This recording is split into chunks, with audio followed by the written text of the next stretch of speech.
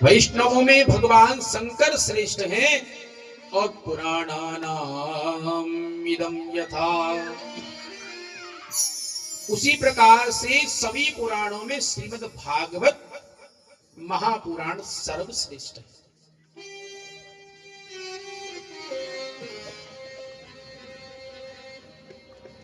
सच्चिदानंद रूपाय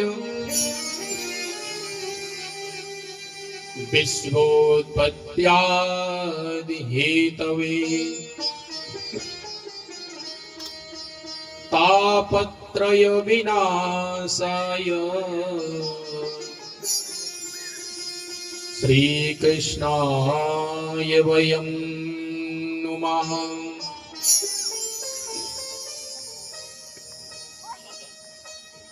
सत्य चित और आनंद, भगवान श्री कृष्ण को जो प्रणाम किया जा रहा है उसकी 9 हेतु बताई, 9 कारण हैं। भाई पहले 3 विशेषण बताए गए हैं, सत्य चित और आनंद, यानी भगवान श्री कृष्ण सत्य स्वरूप है, उनकी सत्ता त्रिकाल सत्य है, वर्तमान में भी सत्य है, भूत में भी सत्य थे और भविष्य में भी सत्य ही है। उनकी सत्ता एकमात्र सत्य रहेगी। और क्या कहते, वो चिन्मय है। चिन्मय का मतलब प्रकाश स्वरूप है। एक ही समय में अनेकों स्थानों में रहने में समर्थ है। अब जैसे तुम लोग यहां पर बैठे हो और आप लोगों को आपके घर पे देखा जाए तो आप मिलोगे नहीं, यही मिलोगे आकर के। भगवान चिन्मय है, हर जगह मौजूद रहते हैं। आप यहां भी देखोगे तो भी भगवान यहां है, घर में जाकर देखोगे तो भी भगवान है, मंदिर में देखोगे तो भी भगवान है, वृंदावन में देखोगे तो भी भगवान है, क्योंकि वो एक ही क्षण में एक जगह पर रहने पर हर जगह समर्थवान है, हर जगह रहने में समर्थ है। वो इस समय यहां पर भी है, वृंदावन में भी है, गोवर्धन में भी है, संसार के हर जगह में वो है। क्यों? क्योंकि वो चिन्मय है, प्रकाश स्वरूप है, और बोले वो आनंद स्वरूप है। उनका स्मरण करने से आनंद की प्राप्ति होती है। देखो 2 शब्द हैं, एक है सुख और एक है आनंद। इंद्रियों के संयोग से जो सुख मिलता है, जो हमें अच्छा लगता है, उसे हम सुख कहते हैं।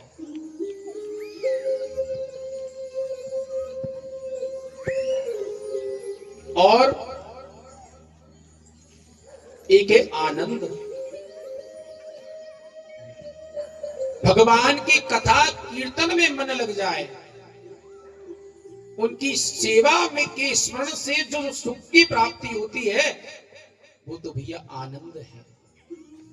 कभी आपने सुना है कि कृष्ण नंद घर कृष्ण भयो? कभी नहीं सुना। तो नंद घर तो आनंद भयो, और वो चिरस्थायी है।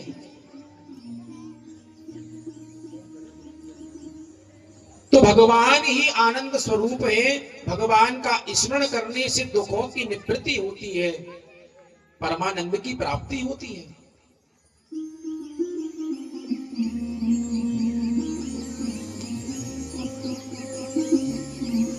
और इन तीनों शब्दों को मिलाने से एक शब्द बना सच्चिदानंद।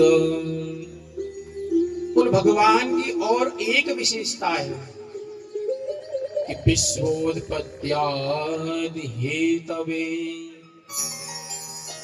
3 कारण ये बताए, सारे संसार की उत्पत्ति, पालन, पोषण और संगार, इन तीनों के कारण भगवान है। मनुष्य ये सोचते हैं कि बालक का जो जन्म होता है वो माता पिता के संयोग से होता है, मगर ऐसे कितने दंपत्ति हैं, कितने स्त्री पुरुष हैं, कितने पति पत्नी हैं जो एक साथ तो रहते हैं मगर उनके कोई संतान नहीं।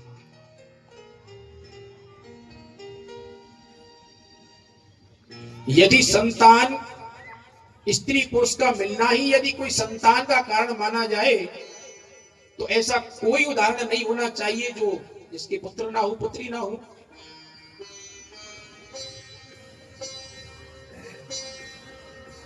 लेकिन नहीं होता। क्यों? कि जन्म के कारण भगवान है। उत्पत्ति के कारण भगवान है। पालन पोषण भी भगवान की इच्छा से होता है। और जब मृत्यु आती है, मृत्यु होती है तो संहार के समय पे भी भगवान ही आते हैं।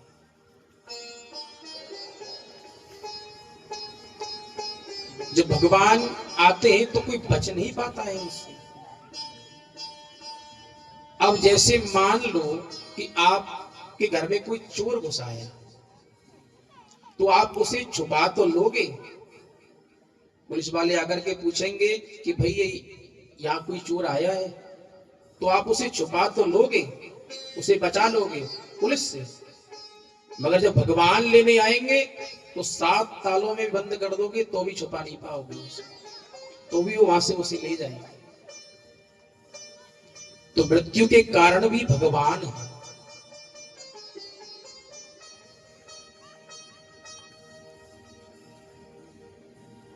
तो मनुष्य की उत्पत्ति, पालन पोषण और मृत्यु के कारण भी भगवान है। इसलिए मृत्यु से कभी डरना नहीं चाहिए।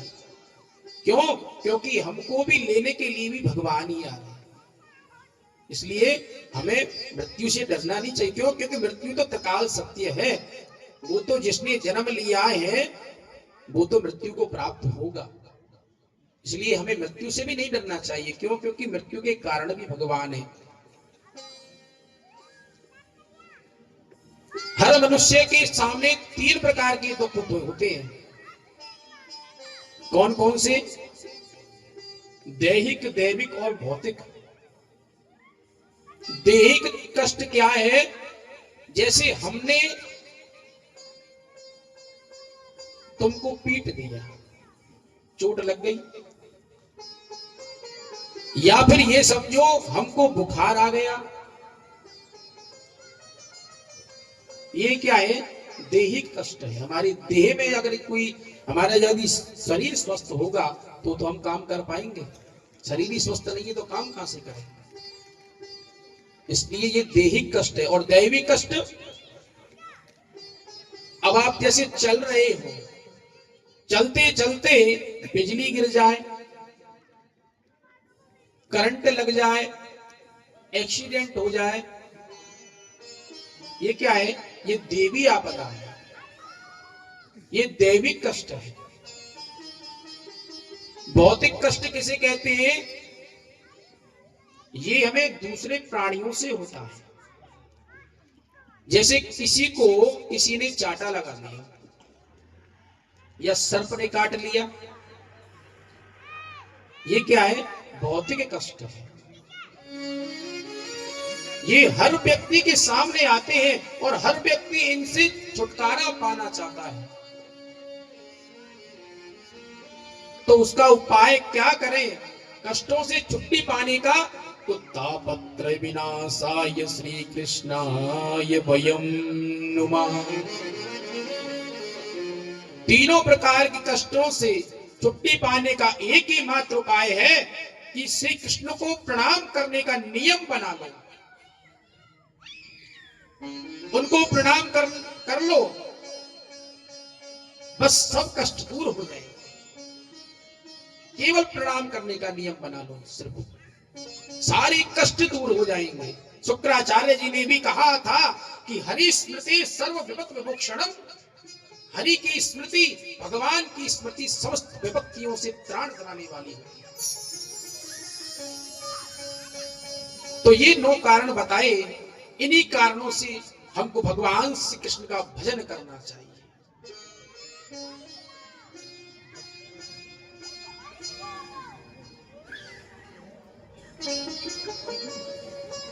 अब हम थोड़ा सा कथा को प्रारंभ कर रहे हैं। सूत जी महाराज नैमिषारण्य में ऋषि मुनियों के साथ बीच में बैठे हुए हैं। वह 88,000 ऋषि बैठे हुए हैं। ऐसे वृक्षों की घन सघन छाया है, हरियाली चारों ओर दृष्टिगोचर हो रही है। वहां कोई टेंट तंबू नहीं है। आजकल तो हम ये टेंट तंबू था, वहां कोई टेंट तंबू नहीं है। वहां चारों ओर हरियाली दृष्टिगोचर हो रही है। उन सघन वृक्षों की छाया के मध्य में 1000 ऋषि लोग बैठे हुए हैं। और कितनी शांति है। वहां कोई चूचू में नहीं हो रही है। यहां तो लोग आते हैं, आने के बाद में घर गृहस्थी की जितनी भी बातें होती है ना, वो सब जाकर के यहीं आकर के होती है। वहां कोई चूचू में नहीं है।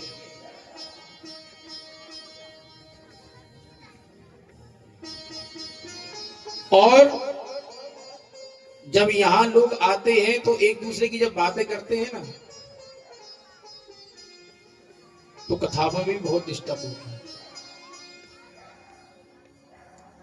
लेकिन वहां कोई चूचू में नहीं है। सत्यचित होकर के कथा सुन रहे हैं। भगवान की चर्चा चलती जा रही है। जो होशियार लोग होते हैं ना, जो जिज्ञासु लोग होते हैं, उनकी प्रश्न करने की शैली देखो कि ये बताइए कि ये कैसे होगा।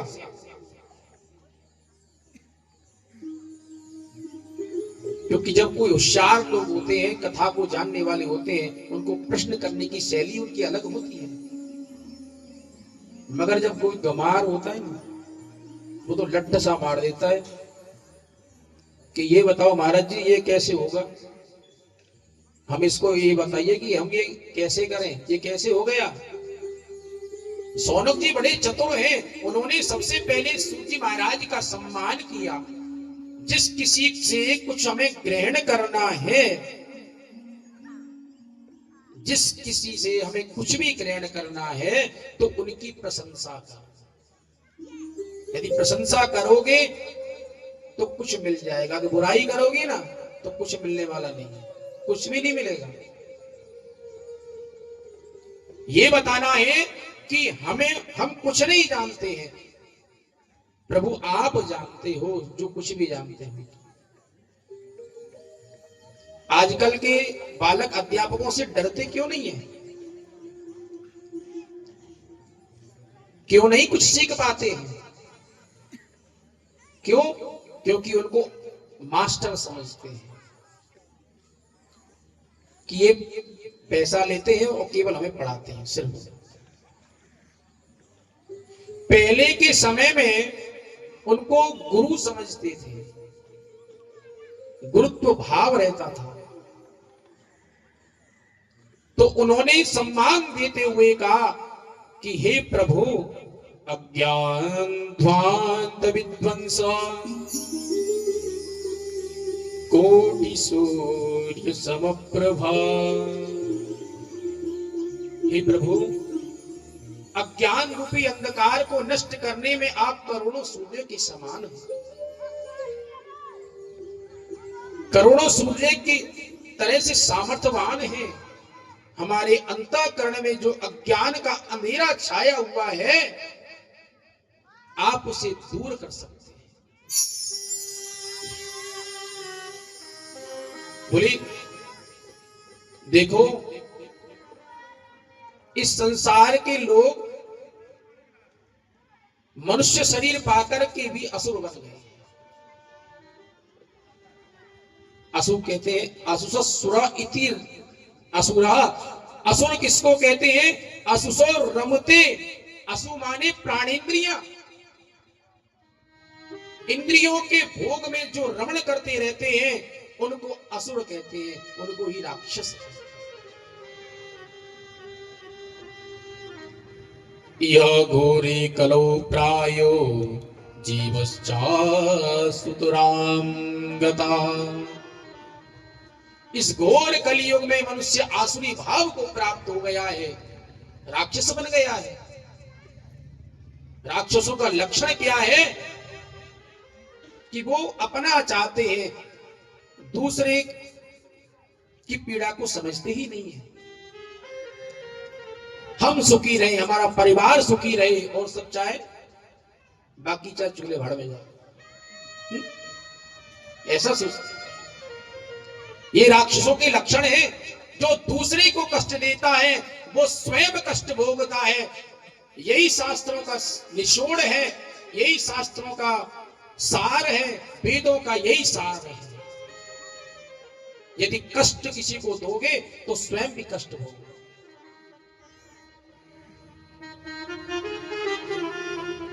चार वेद 6 शास्त्र में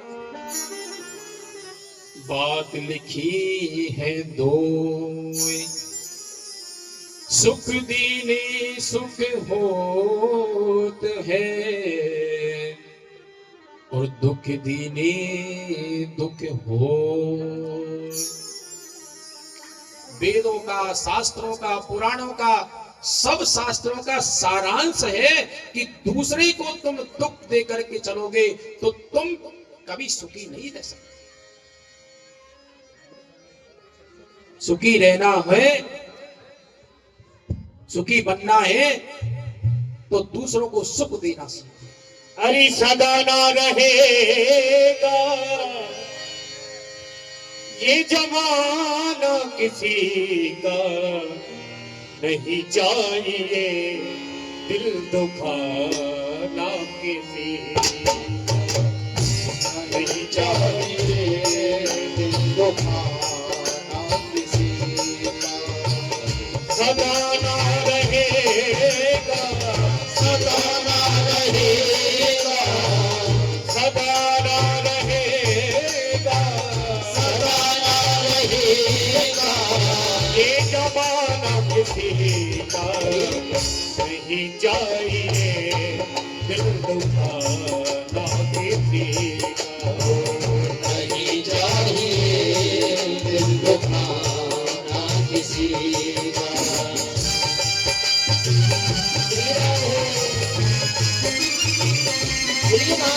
हरि लाल की जय हो, तालियां बजाते हो।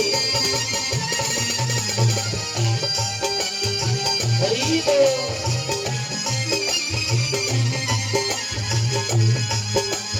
हम सेवा करते हैं।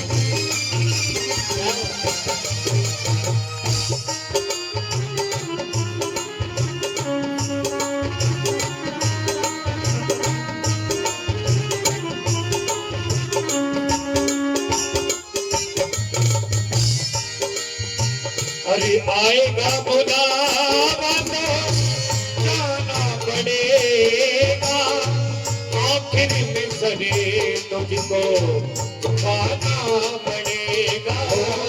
आएगा बुलावा तुझको जाना पड़ेगा, आखिर में सर तुझको झुकाना पड़ेगा। अरे आएगा बुलावा तो ये जाना पड़ेगा, आखिर में सरे तुझको झुकाना पड़ेगा। आएगा बुलावा तुझको जाना पड़ेगा, आखिर में सरे तुझको झुकाना पड़ेगा। वहाँ ना चलेगा, वहाँ ना चलेगा या बहाना किसी का, नहीं चाहिए दिल दुखाना किसी का, नहीं चाहिए दिल दुखाना किसी का। सदा ना रहे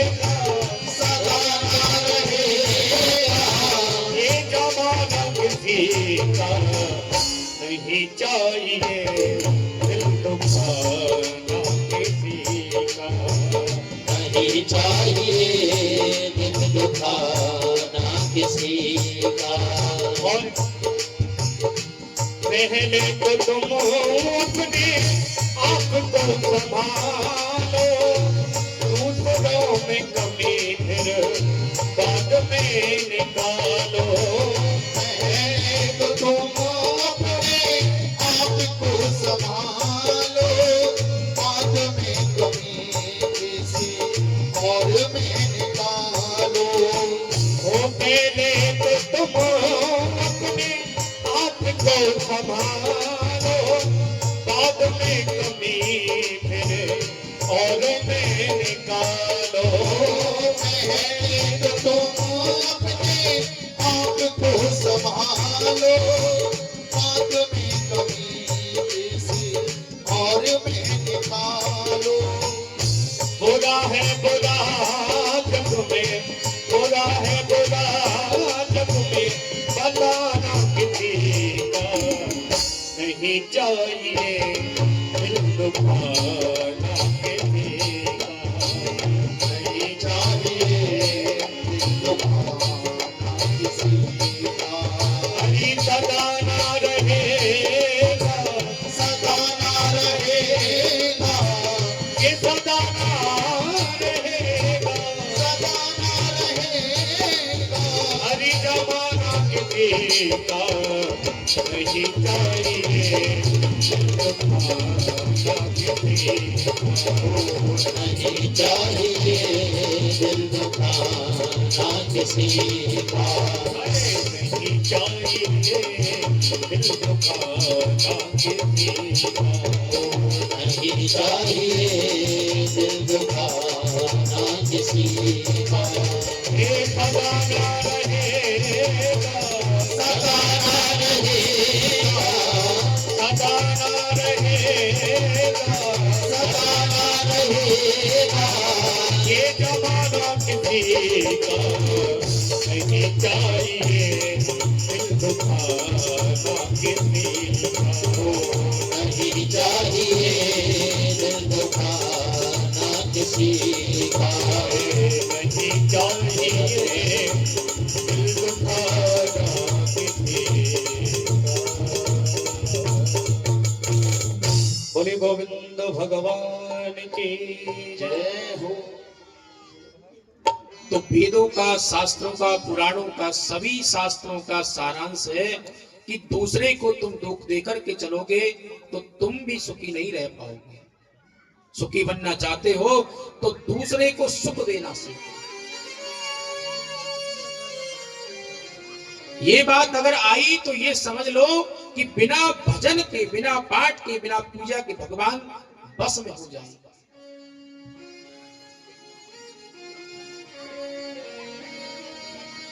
सौनक जी ने कहा कि ही महाराज, चिंतामणि जिसके पास में रहती है उसी लोक का सुख मिलता है। कल्प वृक्ष से स्वर्ग के लोक की प्राप्ति होती है, स्वर्ग की सुख प्राप्त हो जाया करते हैं। यदि गुरुदेव प्रसन्न हो जाए, उनकी प्रसन्नता होने से तो भगवान और भगवान के धाम की प्राप्ति हो जाया करती है।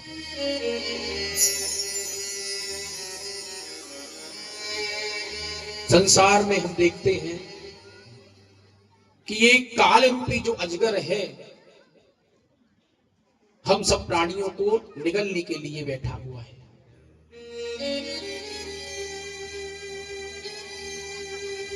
तो इस काल से, इस काल रूपी ब्याल से छुटकारा पाने का कोई उपाय है?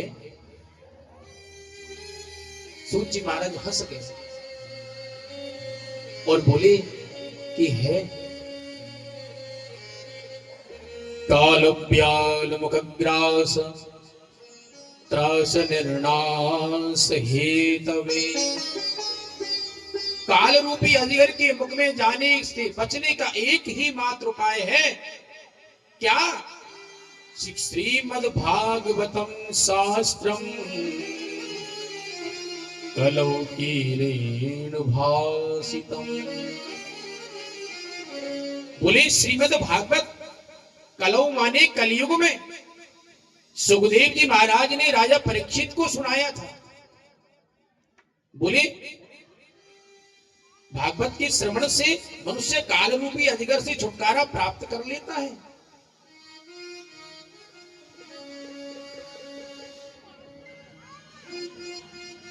बोले भागवत के श्रवण करने से मनुष्य काल रूपी अजगर से छुटकारा प्राप्त कर लेता है। लेकिन भाई एक बात याद रखो, ये भागवत की प्राप्ति सहज नहीं होती।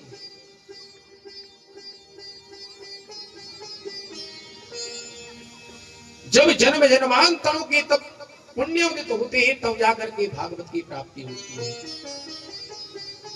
जन्मांतरे भवेत् पुण्यम तदा भागवतम लभे। एक जन्म की बात नहीं, जन्म जन्मांतरों के पुण्य उदय होते हैं, तब कहीं भागवत की प्राप्ति हो जाया करती है, तब जाके भागवत की प्राप्ति होती है।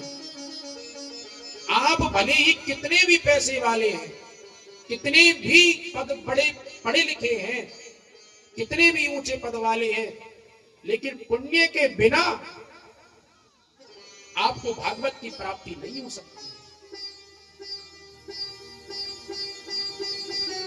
क्योंकि आज का मानव सुविधावादी हो गया है।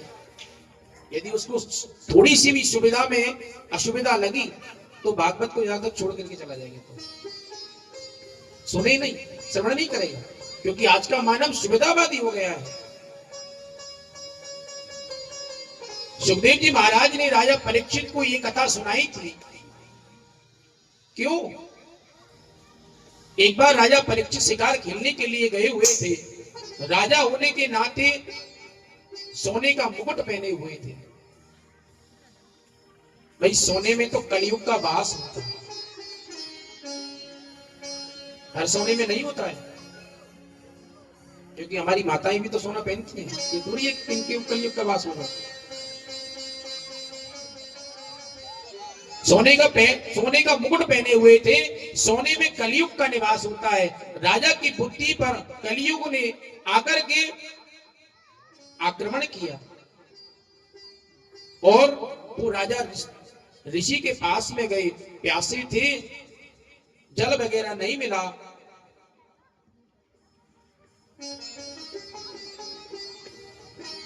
तो कलयुग के प्रभाव से उन्होंने क्या सोचा, देखो ये बाबा जी कैसा पाखंडी है। अरे हम आए हैं तो हमें पानी पत्ता की पूछनी चाहिए थी, और आंख बंद करके बैठा है। उनको तो ये पता भी नहीं था कि ये सब क्या हो रहा है। ये सब क्या था, केवल ये कलयुग का ही प्रभाव था, कलयुग की महिमा थी। वो सोने का प्रभाव था, जो सोने का मुकुट उन्होंने पहन रखा था, उसका प्रभाव था।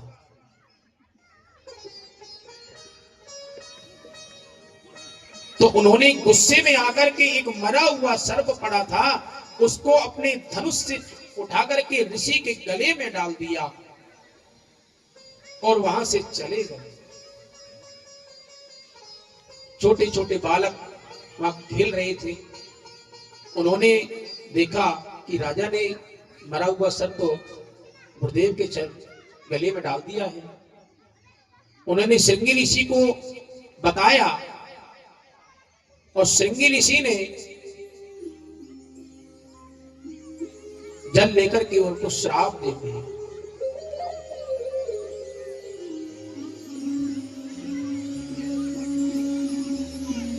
कि आज से 7वें दिन तक्षक के काटने से उनकी मृत्यु हो जाएगी।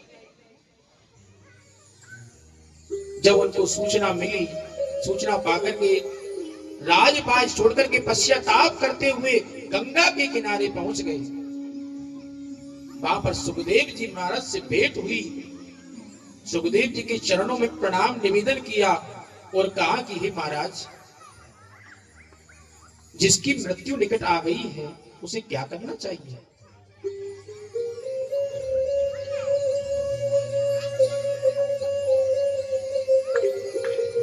मुझे श्रृंगी ऋषि का श्राप लगा हुआ है।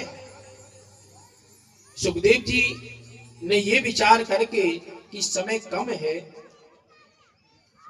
उनको श्रीमद् भागवत सुनाने का निर्णय लिया। अब जब वो भागवत सुनाने को हुए तो देखो, देवता तो भाई त्रिकालदर्शी होते हैं, होशियार होते हैं, बड़े चतुर होते हैं, अपना काम बनाने में वो बड़े चतुर होते हैं। जान गए कि राजा परीक्षित को सुखदेव जी महाराज भागवत सुनाने जा रहे हैं,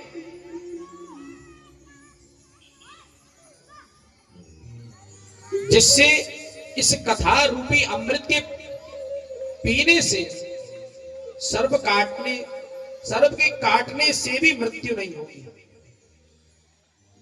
उन्होंने क्या किया, बड़ी चतुराई की, एक सोने का घड़ा अमृत से भर करके ले आए स्वर्ग से। सुखदेव जी महाराज के चरणों में अर्पण कर दिया आकर के, और कहा कि हे महाराज, आप परीक्षित को ये कथा रूपी अपने जो पिलाने जा रहे हैं, जिससे उसकी तक्षक के काटने से मृत्यु नहीं होगी। हम इसके बचाव के लिए स्वर्ग से अमृत का घड़ा लेकर के आए हैं।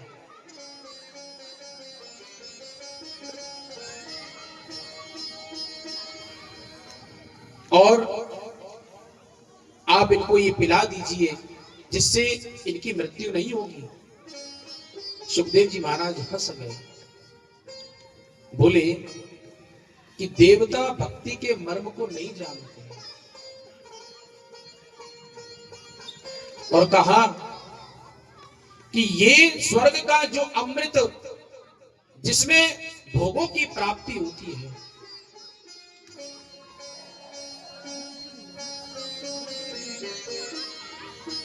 और फिर उसके बाद भोग भोगने के पश्चात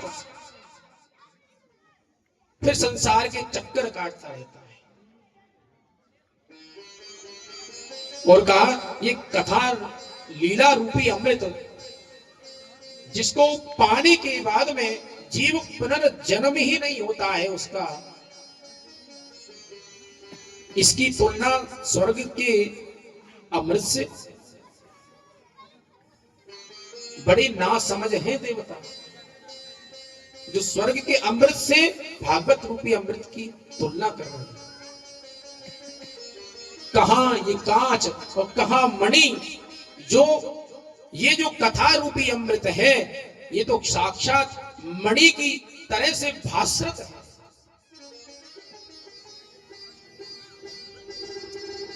और ये जो स्वर्ग का जो अमृत है, ये तो कांच का टुकड़ा है,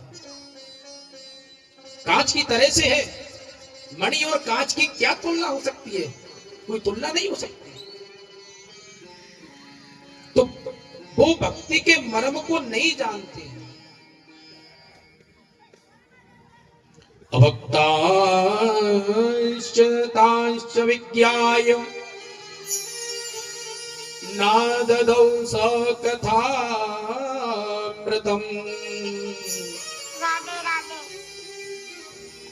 उनको भक्त ना समझ करके वो कथा रूपी अमृत उनको, उन देवताओं को नहीं पिलाया, भगा दिया सुखदेव जी महाराज ने उनको।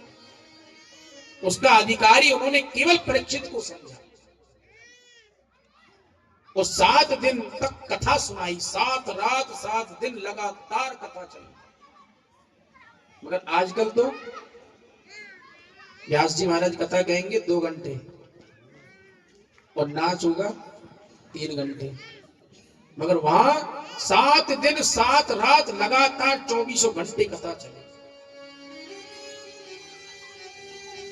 7 दिन तक कथा सुनाई। उसका परिणाम ये हुआ कि 7 दिन की अवधि पूर्ण होने के बाद में तक्षक रूपी सर्प के काट लेने पर भी राजा परीक्षित भगवान के धाम को प्राप्त हुए,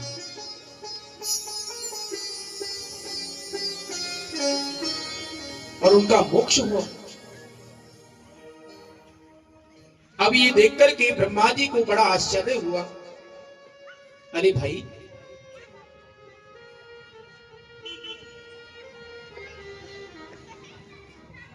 किसी की अकाल मृत्यु हो जाए, आग में जल जाए, पानी में डूब जाए, ये सब क्या है? अकाल मृत्यु ही तो है। तो उससे उसकी अधोगति होती है। लेकिन ये भगवान के धाम को प्राप्त हुए तो उनको उनसे रहा नहीं गया, तो उन्होंने अपनी बुद्धि रूपी तराजू के एक पल्ले में भागवत जी को रखा और एक पल्ले में सारे ग्रंथों को रखा। तो परिणाम क्या हुआ कि जिस पल्ले में भागवत जी थी तो लघु निम्न्यानि जातानि गौरवेण इदं महत्। तो गुरुत्वता के कारण से भागवत जी वाला जो पल्ला था वो नीचे धस गया और नीचे हो गया, और अपने गुरुत्वता के कारण से जो अनेक उसमें ग्रंथ रखे थे दूसरे पल्ले में, वो ऊपर हो गए। अब तो सभी ऋषियों ने बड़ा आश्चर्य किया, सभी ऋषियों को बड़ा आश्चर्य हुआ और कहने लगे कि मैंने भगवत रूपम शास्त्रों भागवत